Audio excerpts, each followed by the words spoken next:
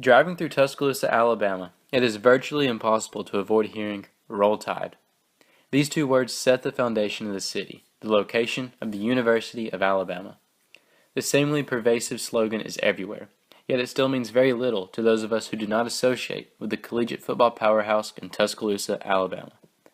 To fans, in which I myself am included, this phrase means much more than just a rally call. These two words have the ability to unite a community. I have long heard these words used on the streets, at school, or at the grocery store, as hellos and goodbyes, simply a part of the Southern vernacular. It is a phrase that I most associate with home. The same can be said about War Eagle and fans of Auburn University or Boomer Sooner with the University of Oklahoma, from Fight On at USC to Hook 'em Horns at the University of Texas. Collegiate football traditions are everywhere, making collegiate football fans a very interesting in-group to study.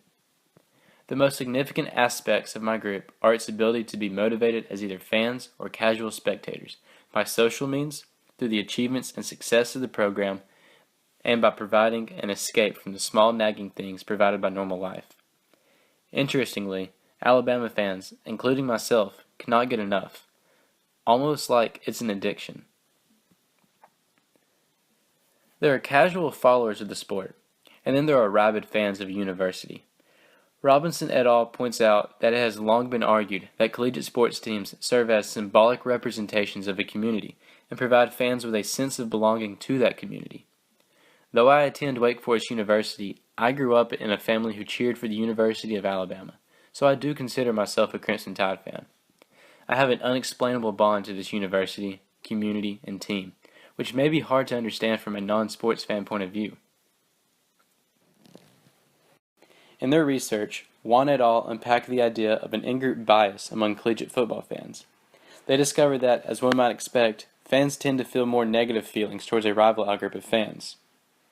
Branching off of this, Juan et al. Finds that fans will evaluate in-group members, or fans of the same college football program for this example, positively, despite any negative personal attributes the individuals may display.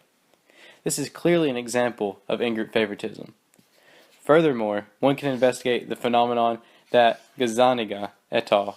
Referred to as the outgroup homogeneity effect. Essentially, what this means is that we, as humans, or in this case fans, have the tendency to view members of outgroups, fans of other teams, as less varied than the members of our own in-group, or fans of the same team. I can admit to having feelings that run parallel to this research. I have honestly experienced thoughts of my team being more unique when compared to other collegiate football programs. Not saying that my team is any better, just more unique and more passionate. And that I also see all other college football teams as the same, not the University of Alabama. For instance, the Walk of Champions that takes place before every game at the entrance of Bryant-Denny Stadium when the players arrive, or the playing of Sweet Home Alabama by Leonard Skinner at every tailgate and every watching party. No other program takes part in these traditions, therefore I view them as unique, which then leads me to believe that Alabama fans are special when compared to other fans. But where does all this bias and passion come from? What is it that motivates a fan to be, well, a fan? These motives, as demonstrated by researchers, can be broken down into four overarching categories: vicarious achievement, spectator motives, social motivation, and escape. To break this down even more, collegiate football fans will, for example, feel motivated by a sense of achievement that correlates to the achievement of their team, find motivation in the drama, skill, and aesthetic aspects of the game, use collegiate football as a means of social identification and networking, or simply attend, watch, and/or listen to a collegiate football game for the pleasure and the escape it provides. Robinson et al. And Wu et al. Continue to break down the previously mentioned motives into two major points of attachment: organization identification and sport identification. To elaborate, organization identification includes associations with the university, team, coach, community, and players, whereas sport identification is mostly just an attachment to the specific sport and the specific level of play. But are these two one and the same? Not quite. You see, a person may consider him or herself a fan of college football, but may not have a favorite college football team he or she follows. On the other hand, one who associates him or herself highly with a team cannot just say they like the team without liking the sport. My experiences as a college football fan follow very closely to these models. I can attest to the notion that my fandom is at its peak when the University of Alabama wins. And though I can understand how little significance my fandom plays a role in the success of my program, I cannot help but feel attached. It is part of what makes being a Crimson Tide fan so much fun and entertaining.